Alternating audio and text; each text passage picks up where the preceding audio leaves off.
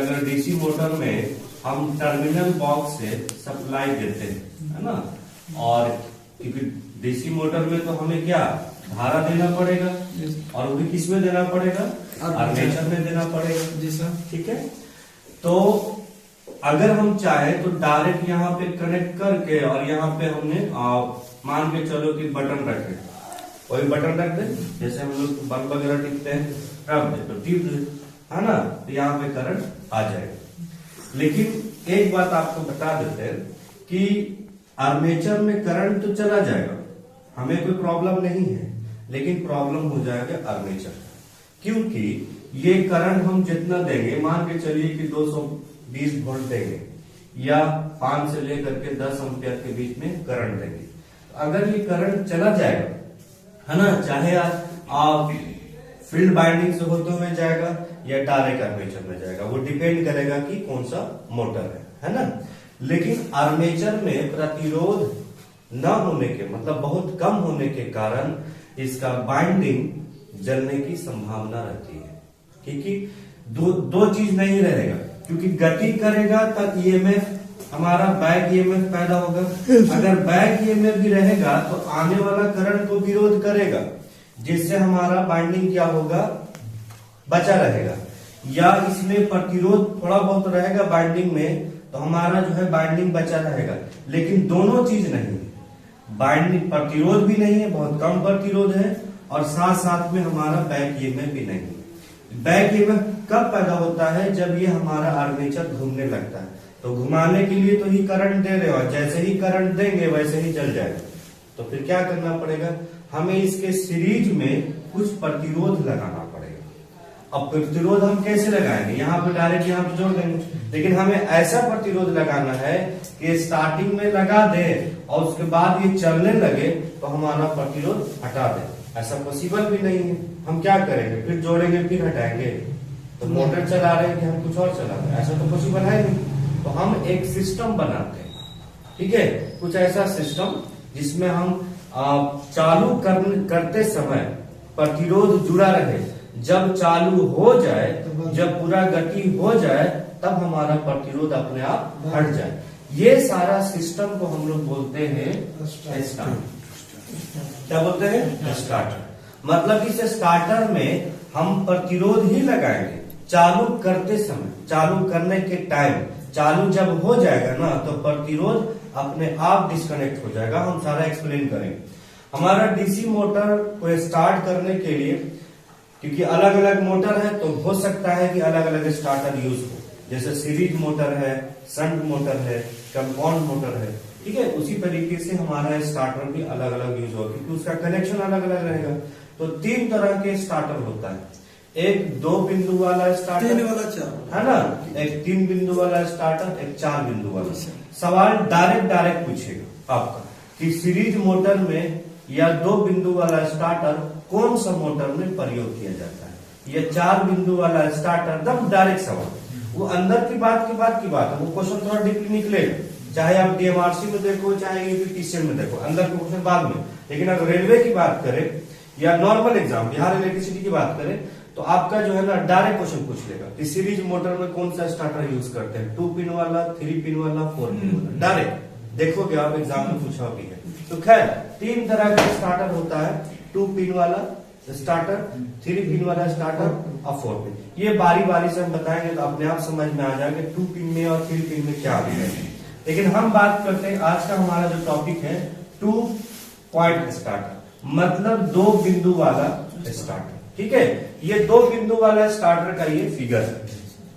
आपको पता है सबसे चीज, ये सबसे आसान स्टार्टर है, और ये हमारा सीरीज मोटर के लिए प्रयोग किया जाता है। हाँ, ध्यान दिमाग में रखिएगा, इसमें 2 ही पॉइंट है, जैसे एक हमारा लाइन है, ये आर्मेचर के लिए 2 ही पॉइंट है, और स्टार्टर में 3 लाइन है, तो 2 लाइन संयोजित रहेगा, तो समझ जाइएगा कि 2 पॉइंट स्टार्टर। फिगर अगर गलती से कभी दे दे एग्जाम में तो समझ जाइएगा कि 2 ही है, ठीक है। यहाँ पर तो फ्यूज है, कोई भी सप्लाई आने से पहले फ्यूज यूज करते हैं, कहीं आगे प्रॉब्लम नहीं हो तो हमारा फ्यूज यहाँ पे। तो देखिए ये आपका यहाँ से करंट जाएगा लाइन वाला, लाइन का मतलब पॉजिटिव करंट, यहाँ से जाएगा, पहले यहाँ पे क्या है, ये कनेक्टिंग आर्म है, फिलहाल इसको भूल जाइए, समझिए कि कनेक्टिंग आर यहाँ जुड़ा हुआ है, तो करंट यहाँ जाएगा, ऑफ स्थिति में यहाँ पर आएगा। ठीक है, जैसे ही हम कनेक्टिंग आर को यहाँ रखेंगे तो हमारा करंट इसमें आ जाएगा और सारा तार जुड़ा हुआ है। तार कहाँ जुड़ा हुआ है? आर्मेचर। मतलब कि जैसे ही हम अभी ऑफ स्थिति में है, ठीक है, जैसे ही हम इस हैंडल को, हैंडल टाइप का रहेगा, इसको बोलते हैं कनेक्टिंग आर्म, यही हैंडल आगे जुड़ भी जाता है, बाहर बॉक्स में रहेगा बना हुआ, मतलब हैंडल से ऐसे हैंडल करेंगे, जैसे ही यहाँ करेंगे करंट हमारा जाना स्टार्ट होगा। लेकिन ज्यादा प्रतिरोध लगने के कारण, क्योंकि सब सीरीज में प्रतिरोध लगा हुआ, करंट तो जाएगा कहाँ? आर्मेचर में, है ना, मोटर के आर्मेचर में, लेकिन ढेर सारा प्रतिरोध लगने के कारण धारा का मान बहुत कम जाएगा, बहुत कम जाएगा, तो ये घूमेगा भी नहीं और बहुत कम यहाँ पे करंट पहुंचेगा। हम क्या करेंगे, धीरे धीरे जा रहे हैं, धीरे धीरे यहाँ आए, फिर यहाँ आया, तो हमारा ये सब डिस्कनेक्ट होता जा रहा है, इसके बीच में प्रतिरोध क्या हो रहा है? घटते आ रहा है। ठीक है, और साथ में यहाँ पर एक चीज लगा हुआ है, नाम है इसका एनवीसी। एनवीसी बहुत इंपॉर्टेंट चीज है, कई बार पूछा है, no volt wire. No volt wire क्या होता है? ये समझिए कि एक विद्युत चुंबक है, इसी तार से जुड़ा हुआ, जैसे ही यहां से हम करंट देंगे इसमें भी करंट आ जाएगा, अब करंट देंगे तो ये क्या बन जाएगा? विद्युत चुंबक बन जाएगा। अब विद्युत चुंबक बन जाएगा, ये रड जो है ना, यहाँ से यहाँ लाएंगे ना, इसमें सट जाएगा। ठीक है, जब यहाँ से लाइन हम काट देंगे तो लाइन यहाँ नहीं जाएगा, तो विद्युत चुंबक खत्म, तो ये फिर हट जाएगा, तो मोटर हमारा अपने आप क्या हो जाएगा? बंद हो जाएगा। ठीक है, तो ध्यान से देखिए कि हमारा रड यहाँ है, अब इस रड को हमारा कनेक्टिंग आर्म यहाँ है, हम ऐसे किया तो सारा प्रतिरोध भी खत्म हो गया, अचानक धारा भी नहीं गया इसमें, और ये घूमने लगा तो बैक ईएमएफ पैदा कर दिया। तो बैक ईएमएफ जब पैदा हो गया तो हमारा मोटर आर्मेचर का वाइंडिंग जलने का खतरा भी कम हो गया और हमारा मोटर क्या हो गया? चलने लगा। बात समझ आ गया? चलने लगा तो हमारा ये जब तक चालू है तब तक ये सटा हुआ है, तब तक ये इसमें कनेक्ट है, मतलब धारा जा रहा है, यहाँ से इधर ही से सर्किट बना दिया, यहाँ से गया, यहाँ पे गया स्प्रिंग, ये स्प्रिंग भी है, याद रखना है, वो भी स्पाइरल स्प्रिंग। जैसे ही लाइट जाएगा ना, तो एक होता है कि स्प्रिंग नहीं रहता तो सटा हुआ तो रह जाता है, लेकिन स्प्रिंग है, ये प्रेशर लगाया हुआ है कि भाई तुम छोड़ो, चुंबक को कह रहा है कि तुम छोड़ो कि हम वापस आ जाए, और जैसे ही चुंबक छोड़ेगा, लाइन कटेगा तो छोड़ देगा, क्योंकि चुंबक साटा हुआ है ना, लाइन कटेगा तो छोड़ देगा, अब छोड़ेगा तो कहाँ आ जाएगा? स्टार्ट ऑफ स्थिति के पास, फिर मोटर बंद हो जाएगा। फिर अगर हमने लाइन दिया फिर भी चालू नहीं हुआ, कब चालू होगा? जब हम हैंडल को ऐसे करेंगे, तो ऐसे करेंगे तो फिर उसी तरीके से, तो यही हमारा जो है 2 पिन वाला स्टार्टर, ठीक है, 2 बिंदु वाला स्टार्टर सीरीज मोटर। अगर हम 3 पॉइंट पे बताएंगे तो हमारा एक और बाइंडिंग आएगा पैरेलल के लिए, फील्ड बाइंडिंग। हमारा सीरीज मोटर में हमारा आर्मेचर और बाइंडिंग दोनों काची में रहता है?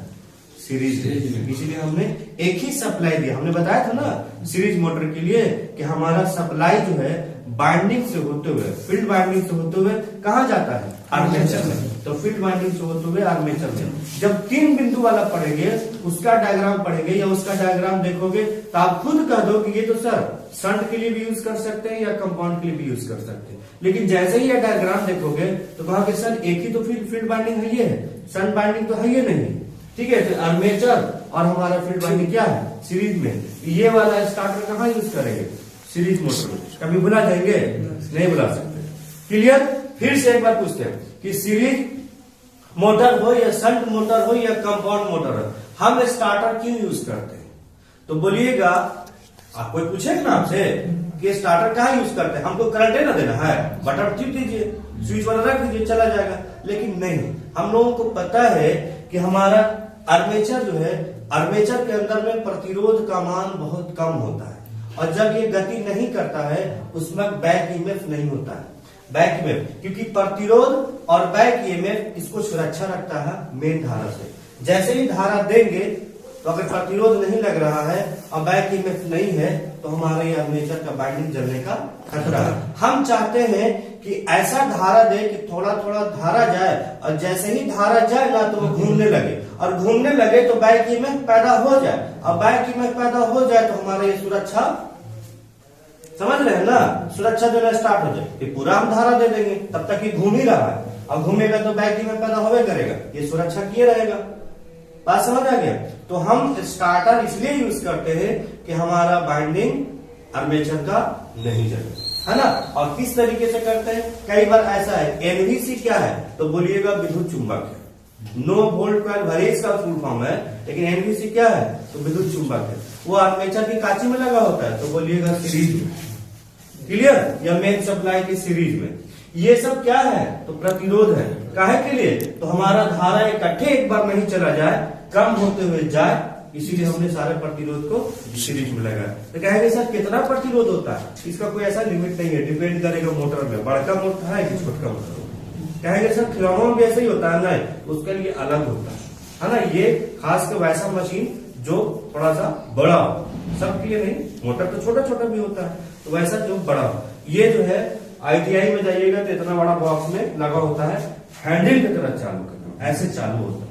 अब ऐसे ना झटका देकर मत चालू करिएगा, कैसे हम लोग गाड़ी चालू करते हैं तो पैर से ऐसे हराक से करते हैं, चालू हो जाता है, और झटका देते हैं तो चालू नहीं होता है, इसको ऐसे चालू किया जाए एकदम आराम से, ठीक है। इसी को बोलते हैं 2 बिंदु वाला स्टार्टर। क्लियर हो गया, तो इसको लिखवा दो सर। ये तो लाइन गेहूं पिसता हुआ स्टार्ट। चलो हाँ, अब हम बात करते हैं 3 पॉइंट स्टार्टर, ठीक है। सबसे पहले ये देखना है कि 3 पॉइंट स्टार्टर में 3 संयोजक पॉइंट होगा, इसलिए इसका नाम दिया गया है 3 पॉइंट स्टार्टर। ये थोड़ा सा 2 पॉइंट स्टार्टर से एक पॉइंट ऐड हुआ है और साथ में एक और डिवाइस ऐड हुआ है, ठीक है। 3 पॉइंट स्टार्टर ये आपका शंट मोटर के लिए है ना, शंट मोटर और कंपाउंड मोटर, ठीक है दोस्त, दोनों में यूज करेंगे, शंट मोटर में भी और कंपाउंड मोटर, है ना, कंपाउंड मोटर। अब देखते हैं दोस्त कि ये काम कैसे करता है ना। 3 पॉइंट वाला या 3 बिंदु वाला स्टार्टर कैसे काम करता है, या 3 संयोजक कैसे हुआ। जैसे यहाँ पर आपको देखिए कि सप्लाई दिया, सप्लाई यहाँ से फ्यूज को होते हुए लाइन से गई, ये लाइन मतलब फेज लाइन जा रहा है, ठीक है। लाइन से होते हुए यहाँ पर एक डिवाइस भी है, हालांकि विद्युत चुंबक जैसा ही देखने में लग रहा है कि वैसे ही OLC, ओवरलोड रिले। हाँ, इसको हम पूरा डिटेल में बताएंगे, फिलहाल हम सप्लाई देखते हैं। यहाँ से इस होते हुए कहा गया, कनेक्टिंग आर्म में, संयोजक भुजा में, है ना। ये भुजा मान के चलिए कि शुरू में जब मोटर हमारा ऑफ स्थिति में है तो ये भुजा कहाँ है, यहाँ है। तो यहाँ से आपको पता भी होता है, मतलब कि हम लोग सीरीज मोटर और शंट मोटर पढ़ाए है, तो हमने कहा था कि उसमें जो है 2 बाइंडिंग होता है। कहां से, एक हमारा आर्मेचर में डायरेक्ट जाता है और एक हमारा सीरीज से, है ना, मतलब सॉरी फील्ड बाइंडिंग में जाता है, दोनों पैरेलल में होता है, इसलिए वो शंट मोटर या कंपाउंड मोटर में उसी तरीके से हमने बताया भी था। देखिए जैसे ही हमारा जो है स्टार्ट यहाँ पे 1 स्थिति में कनेक्टिंग आर्म जाएगा तो धारा देखो 2 भाग में बढ़ गया कि नहीं। एक हमारा प्रतिरोध से होते हुए, है ना, पूरा प्रतिरोध से होते हुए कहा गया है, आर्मेचर में। वैसे आपको पहले ही बताया है कि स्टार्टर हम आर्मेचर को सुरक्षा रखने के लिए प्रयोग करते हैं, नहीं तो हम चाहते तो डायरेक्ट सप्लाई दे सकते थे। तो देखिए प्रतिरोध किसमें लगाया है, आर्मेचर, ठीक है। और जैसे ही हमारे यहाँ पे सप्लाई आएगा तो एक हमारा सप्लाई यहाँ से होते हुए कहाँ जा रहा है, पहले तो गया चुंबक बनाने के लिए एनवीसी में, और चुंबक से ही चला गया है फील्ड बाइंडिंग में। मतलब फील्ड बाइंडिंग का टेंशन नहीं है, वो हमारा जो है नहीं जलेगा। सुरक्षा किसको देना है, आर्मेचर। तो हमारा सप्लाई यहाँ से, तो देखिए 3 संयोजक बिंदु हुआ कि नहीं, इसीलिए इस मोटर, इस वाला स्टार्टर को 3 मतलब 3 बिंदु वाला स्टार्टर या 3 पॉइंट स्टार्टर कहा जाता है। क्लियर हो गया। अब ये काम कैसे करेगा, ठीक है। तो काम जैसे ही हमने दिया तो दोनों तरफ सप्लाई चला गया, लेकिन आर्मेचर में क्या हो रहा है, धारा कम जा रहा है, तो हम लाते यहाँ से कनेक्टिंग भुजा को यहाँ पे लाकर हटा दिया, जब तक ये चलने लगा तो ईएमएफ हमारा बैक ईएमएफ पैदा हो गया। अब बैक ईएमएफ पैदा हो जाएगा तो इसको क्या करेगा, सुरक्षा देता रहेगा। इस तरीके से हमारा वर्क करेगा। इसमें 2 चीज और है, एक है एनवीसी, हमने उसमें इससे पहले वाला में स्टार्टर में नहीं बताया कि उसमें ओवर लोड रिले नहीं था, लेकिन एनवीसी था। एनवीसी का काम वही है कि हमारा जो है ये आर्म को जब तक धारा देंगे तो आर्म को पकड़े रहेगा। ये जैसे ही धारा हम यहां से देना बंद कर देंगे तो ये कनेक्टिंग रड क्या हो जाएगा, यहां आ जाएगा। फिर बीच में धारा अगर देंगे भी तो आर्मेचर को धारा नहीं जाएगा जब तक हम हैंडल को घुमाएंगे नहीं। तो सुरक्षा के लिए एक तरह से यूज करते हैं या हम सप्लाई देते हैं। ये हमारा एनवीसी हो गया। यहाँ पर एक और चीज यूज किया है ओएलसी, ओवरलोड रिले। इससे पहले वाला स्टार्टर में सीरीज मोटर को हमने स्टार्टर पढ़ाया था, तो सीरीज मोटर के लिए हमें बताया था कि सीरीज मोटर में ओवरलोड होने की संभावना बहुत कम होती है, उसमें ओवरलोड होने की संभावना नहीं होता है, इसीलिए हम ओवरलोड रिले नहीं पढ़ाए। ये एक तरह से सुरक्षा युक्ति है कि अगर हमारा मोटर ओवरलोड हो जाए तो मोटर को बचाना कैसे है, एक प्रकार का हम रिले यूज करते हैं कि अगर ओवरलोड हो जाए तो ये डिस्कनेक्ट हो सकता है ना, किसी को बोलते हैं ओवरलोड रिले। तो शंट मोटर में और कंपाउंड मोटर में ओवरलोड होने की संभावना है, जिस वजह से हम इस स्टार्टर में ओवरलोड रिले प्रयोग करते हैं। क्लियर? ये हमारा 3 पॉइंट स्टार्टर है। इसी तरीके से 4 पॉइंट स्टार्टर भी, उसमें क्या करते हैं थोड़ा समझ लीजिए। उसमें क्या करते हैं कि सप्लाई हमने एक और प्रतिरोध लगा देते हैं, तो ये हमारा क्या हो जाएगा, 4 पॉइंट स्टार्टर। हालांकि ये भी एक और हम प्रतिरोध लगा देते हैं यहाँ पर बाइंडिंग को पैरेलल में, ठीक इसके पैरेलल में, कि हमारा जो है और सेफ्टी हो। ठीक है, अगर हमारा 3 पॉइंट स्टार्टर में कुछ डिफेक्ट है तो हम 4 पॉइंट स्टार्टर यूज कर सकते हैं। तो 4 पॉइंट स्टार्टर भी हमारा जो है शंट मोटर के लिए और कंपाउंड मोटर के लिए दोनों के लिए प्रयोग किया जाता है, जिस तरीके से 3 पॉइंट स्टार्टर में, क्योंकि और तो मोटर है नहीं। 3 पॉइंट स्टार्टर भी हमारा शंट मोटर और कंपाउंड के लिए यूज करते हैं, तो 4 पॉइंट स्टार्टर कहाँ यूज करेंगे, तो 4 पॉइंट स्टार्टर भी शंट और कंपाउंड, मतलब अगर कुछ डिफेक्ट 3 पॉइंट में रहेगा तो 4 पॉइंट स्टार्टर हम यूज करते हैं। याद रखिएगा, अगला क्लास में हम डील करेंगे मतलब कैसे हम मोटर को स्पीड को कंट्रोल करें। क्लियर? चलो।